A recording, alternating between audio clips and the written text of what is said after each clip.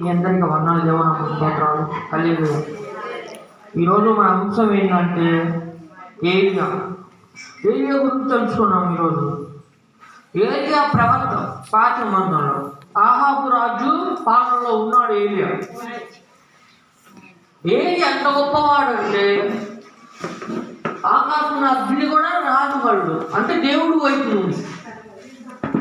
3 విషయాలు నేర్చుకున్నాం ఈరోజు ఏలియా గురించి. ఫస్ట్ ఏంటంటే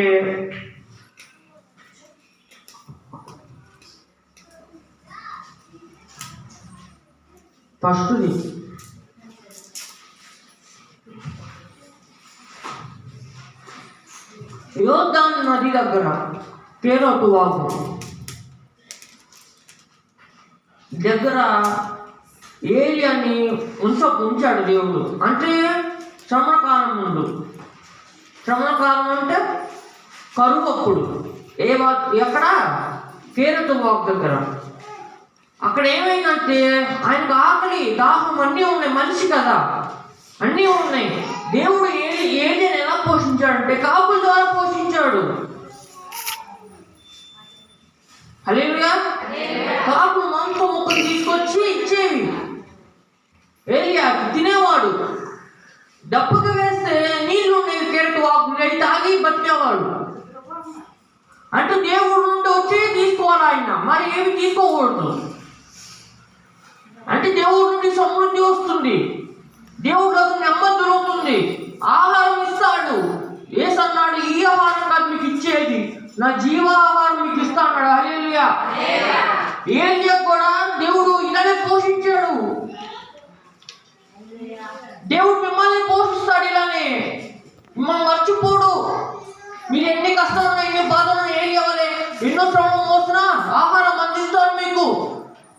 రేపటి గురించి భయపడకూడి, రేపు ఏం జరుగును కానీ ఈ రోజు గురించి ఆలోచించమన్నాడు దేవుడు.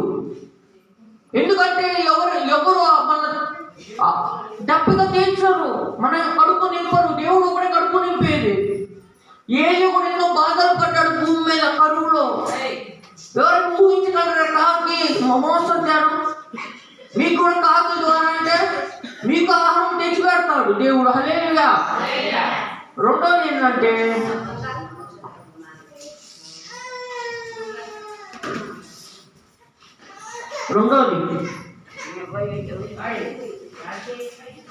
సారిపోతూ వెదన్నాడు. దేవుడు ఎప్పుడైతే ఆయన ఆహారం ఇచ్చాడో నీళ్ళు తగ్గిపోయింది, ఆ కాకుల ఆహారం తేడా మానేసింది కరువు. అప్పుడు ఎక్కడెళ్ళాడంటే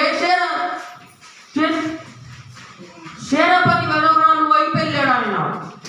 శేరపతి వెదవరాలు కొద్దిగా పిండి కొద్దిగా దాచిపెట్టుకుంది, ఎందుకంటే రొట్టె చేసుకొని తిన్నామని. అప్పుడే ఏలియా ఇంటికి వెళ్ళాడు. వెళ్ళగానే అమ్మ నీ దగ్గర ఏముందంటే నువ్వు పిండి కొద్దిగా ఉన్నాయా అన్నాడు. అంది. సరే ఆ పిండితో నాకు రొట్టె చేసి పెట్టు, నేను దేవుడు ఆశీర్వదిస్తానంటే అవేం చేసింది, గబగబ చేసి ఇచ్చేసింది పిండి రొట్టె తినేసాడు ఆయన. నూనె కూడా అయిపోయింది, కొద్దిగా ఉంది, ఎక్కువ కూడా లేదు. ఒక సమస్య వచ్చింది వాళ్ళ ఇంట్లో. వాడు కుమారుడు ఆరోగ్యం పాడైపోయి మరణించాడు. ఏలియా బాగు చేశాడు. ఇక్కడ మనం ఏం తెలుసుకోవాలంటే ఏలియా గొప్పవాడు. శారపతి ఆయన కడుపు నింపింది అంటే మనం ముందు దేవుడికి ఇవ్వాలి. హల్లెలూయా. ఏం చేయాలి? ముందు దేవుడికి ఇవ్వాలి. ఏలియా పిండి వండి పెట్టిందంటే మనం కూడా దేవుడు ఏదేం సహాయం చేయగలడు. అంటే మీరు పాస్టర్లు కావచ్చు, ఇటు వాళ్ళకి ఇవ్వాలి. ఇవ్వడం నేర్చుకోండి ముందు, ఎదుట వాళ్ళకి ఇవ్వాలి ముందు. పాస్టర్లు కావచ్చు, పెద్ద పెద్ద సేవకులు కావచ్చు, వాళ్ళకి ఇవ్వడం మేలు, మరి జ్ఞాపకం చేసుకోవడం మేలు. అప్పుడు దేవుడు ఏం చేశాడంటే శాంతిపతి వాళ్ళ జీవితంలో ఆ పిండి ఎప్పటికీ అయిపోరా, ఆ నూనె ఎప్పటికీ అయిపోరా, సమృద్ధిగా దీవింపజేశాడు. ఒకసారి మొదటి చదువుతూ అర్థమైంది 18, 19. అంటే దేవుడు ఆమెను ఆశీర్వదించాడు. కొద్దిగంట పిండి కొద్దిగంట నూనె ఉండేది, మరింత ఆయన వస్తూనే ఉందంటే పిండి చేస్తుంది వస్తుంది, కడుపునే తిన్నారు వాళ్ళు. అంటే మనం నేర్చుకోవాల్సింది ఏంటంటే మనం దేవుడికి కూడా నేర్చుకోవాలి. కానుకలు కావచ్చు, ఇంకా పేదవాళ్ళకి ధనం కావచ్చు, కూడా నేర్చుకోవాలి ముందు. అప్పుడు దేవుడు ఏం చేస్తాడు? మూడింతలు ఆశీర్వదిస్తాడు మిమ్మల్ని. మీరు ఇచ్చిన దాన్ని మూడింతలుగా ఆశీర్వదిస్తాడు దేవుడు.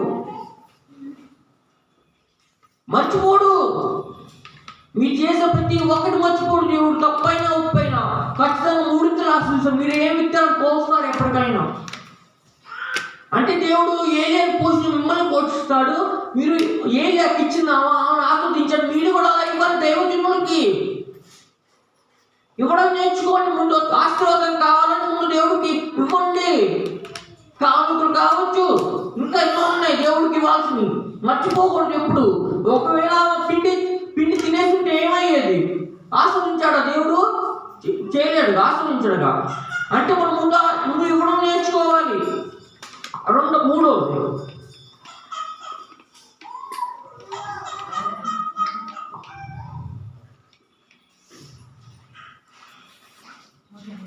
మూడోది అంటే ఆకాశం నుండి అగ్ని దిగిరాడు. దేవుడు అద్భుత కార్యం చేశాడు ఏలియా జీవితంలో. ఎవరు ఊహించలేని అద్భుతం అది. ఎలా అంటే ఎప్పుడైతే ఏలియా ఎదుట అనేక మంది అంటే వేరే బయలు దేవదూతలు, బయలు మనుషులు నమ్మేవాళ్ళు, దూతలు నమ్మేవాళ్ళు ఇంకెంతో మంది ఉన్నారు. ఫిలిస్తీయులు ఇంకెంతో మంది ఉన్నారు. ఆకాశం అగ్ని దిగిరామని అగ్ని దిగి వచ్చింది అక్కడ. ఇలా చదవండి, మీకు అర్థమైతే 18 వచ్చిన. అక్కడ దేవుడు ఏం చేశాడు? ఆకాశం అగ్ని దించాడు ఏలియా వైపు నుండి. అప్పుడు ఏమైందంటే కట్టె కాలింది, మాంసం ఉడికింది. ముందు ఏం జరిగిందంటే ఏలియా జనాలు నుంచున్నాడు. మీ వాళ్ళు గొప్పవాళ్ళ, మా వాళ్ళు గొప్పవాళ్ళ అని. వాళ్ళు ముందు ప్రయారిటీ ఎవరికి ఇచ్చారంటే వాళ్ళకి ఇచ్చాడు. జనానికి అన్యులకి ఇచ్చాడు ప్రయారిటీ. సరే మీరు ఏమన్నా చేయండి, ఆకాశంలో అగ్ని దిగి రావాలి, మాంసం కాలాలి అన్నాడు. సరే వాళ్ళు ఏం చేశారు? గొంతులు వేశారు, ఈ మంది చదివారు, కోసుకున్నారు, ప్రార్థన చేశారు, ఏమేమో చేశారు. వాళ్ళు అరగంట గంట చేసిన ఏం కాలేదంట. అక్కడ వాళ్ళు ఎన్ని చేసినా అగ్ని దిగి రాలేదు. వాళ్ళు ఎన్నైనా చేయనీయండి, అక్కడ ఏమన్నా చేయనీయండి, అక్కడ అసలు అగ్ని దిగి రాలేదు. కానీ ఏదో ప్రార్థన చేయడం ఏమైంది? ఆకాశం అగ్ని దిగి వచ్చింది. ఆ మంటలు చక్కని మాంసాన్ని ఉడికిచ్చిని కాలిపోయి. అంటే మనకు నేర్చుకోవాల్సింది ఏంటంటే దేవుడు చిన్న చిన్న కార్యం చేయడం కాదు. మీ జీవితంలో పెద్ద పెద్ద కార్యం చేయగలడు. హల్లెలూయా. దేవుడు మీ జీవితంలో పెద్ద కార్యం చేయగలడు.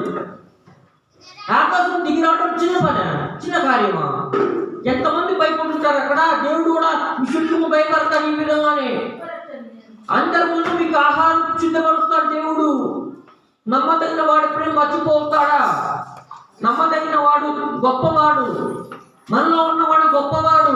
ఇక ఎన్నో అద్భుతాలు చేయగలడు. అంటే ఏలియా నమ్మింది ఏంటంటే దేవుడు ఏదైనా చేయగలడు, మరేది లేదు. ఇంకా ఆకాశం అద్భుతించిన వాడు మీ జీవితంలో గొప్ప కార్యం చేయలేడు. కొంతమంది ఏడుస్తూ ఉంటారు ఇళ్లలో. కానీ ఇటు ప్రార్థన చేసిన కొంతమందికి సహాయం అందదు.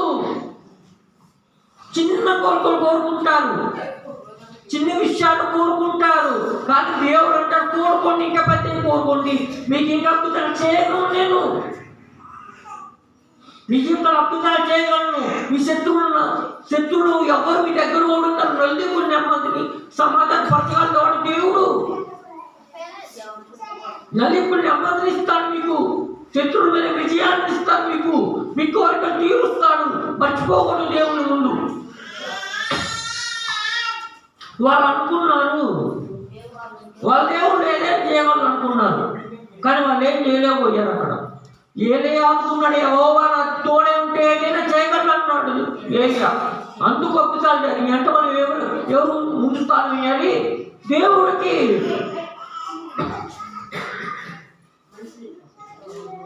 దేవుడికి ముందు స్థానం ఇవ్వండి. గొప్ప గొప్ప అద్భుతాలు చూస్తారు మీరు. ఏలే మూడింతలుగా ఆస్వాదించాడు దేవుడు చివరికి. సేవకుడి వివరాల జీవితం చూడండి. అయ్యో ఎన్నో శ్రమలు, ఎన్నో కష్టాలు కొట్టి మెట్టాడినావా, దేవతను చూసి ఎంత సంతోషపడింది, వాళ్ళ కొడుకుని బతికించుకుంది.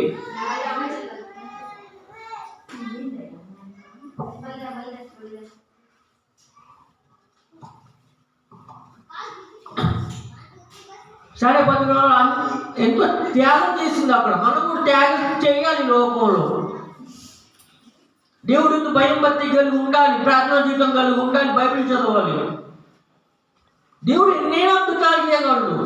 ఒక చోట ఏమైందంటే భయపడ్డాడు. అందరూ మహారాజు చూసి, రాణి చూసి భయపడ్డాడు. అవన్నీ నేను చంపుతా, నేను చంపేస్తా అంటే ఏ ఊరికన్నా భయపడ్డాడు. కానీ దేవుడు అద్భుతంగా వాళ్ళతో మాట్లాడాడు. ఏలియాతో డేరని తెచ్చుకున్నాడు. కొంతమంది ఊరికనే భయపడతారు. దేవుడు ముందుకు వచ్చి, ఇంట్లో వాళ్ళు ఎంత గొప్ప వాళ్ళైనా, ఎంత శక్తిమంతులు, నేనేం చేయలేను భయపడతారు. కొంతమంది భయపడకూడదు.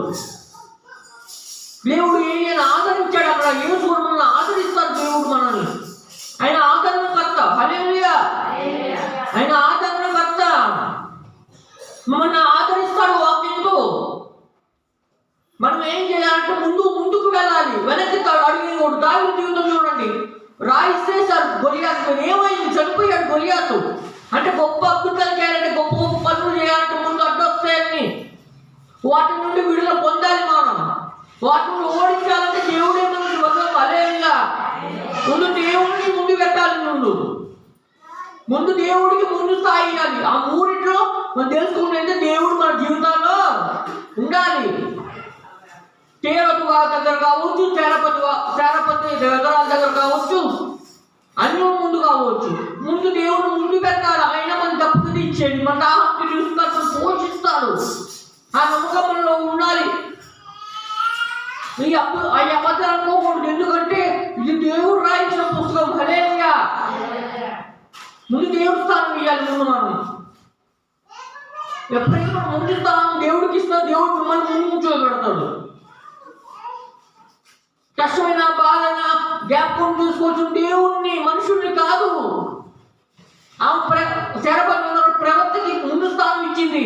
అందుకే పిండి అయిపోలేదు, నూనె అవ్వలేదంట. అంటే ముందు స్థానం దేవుడికి ఇవ్వాలి, సేవకులకు ఇవ్వాలి ముందు స్థానం. ఆ తర్వాత ఇంకా వాళ్ళకి ఇవ్వాలి. ఆకాశం మీద అద్భుతం జరిగింది, జరగాలని కోరుకున్నాడు. అది కలనుకున్నారు వాళ్ళు, కానీ నిజంగా జరిగించాడు. అది అంటే మీ జీవితంలో గొప్ప కార్యం చూడు, మీ కలవచ్చు, గొప్ప గొప్ప పనులు చూడు, మీ కష్టమైపోవచ్చు. కానీ దేవుడు అంటే నేను ఈ కార్యం చేయగలను. హల్లెలూయా. మీ జీవితాన్ని మార్చగలను, మీ కోరికలు తీరుస్తాను, మీ ఇష్టాలను నెరవేరుస్తాను అని దేవుడు. భయపడకూడదు. ముందు ఇశ్రాయేలు చూడండి, ఎర్ర సముద్రం ముందు ఏడ్చారంట. ఎవరు మమ్మల్ని కాపాడి ఫరోను ఉన్నది. గొప్ప అద్భుతం జరిగింది. ఏమని చెప్పండి? సముద్రం పాడైంది. అక్కడ గొప్పగా అద్భుతంగా వాళ్ళని నడిపించారు కానాను వైపు.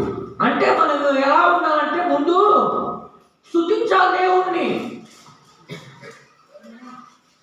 స్తుతులు చెల్లించండి. ముందు దేవుడికి స్తుతులు చెల్లించండి. ముందుకు నడవండి. పొద్దున్న ప్రార్థన చెయ్యండి. దేవుడు అద్భుతం చేస్తాడు మీ జీవితంలో. ప్రార్థన చేయాలి.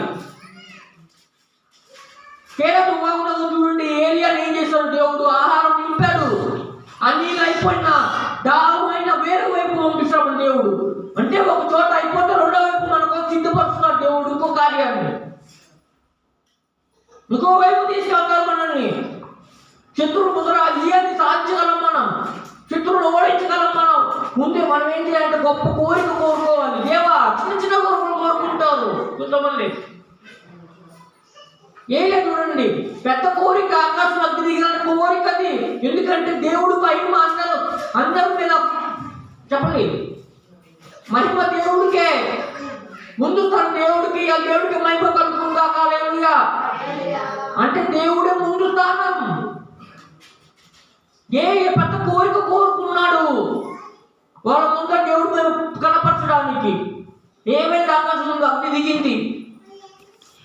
మనం కూడా పెద్ద కోరిక కోరుకున్నాం. మన ముందర గొప్ప కార్యాలు చూస్తాం మనం. యేసు చూడండి, 5 రొట్టెలు 2 చేపలు పంచి పెట్టాడు. జనాలు అనుకున్నారు ఎప్పటి అప్పటికి మాకు శిష్యులు అనుకున్నారు, వారికి మేము భోజనం పెట్టలేము అనుకున్నారు.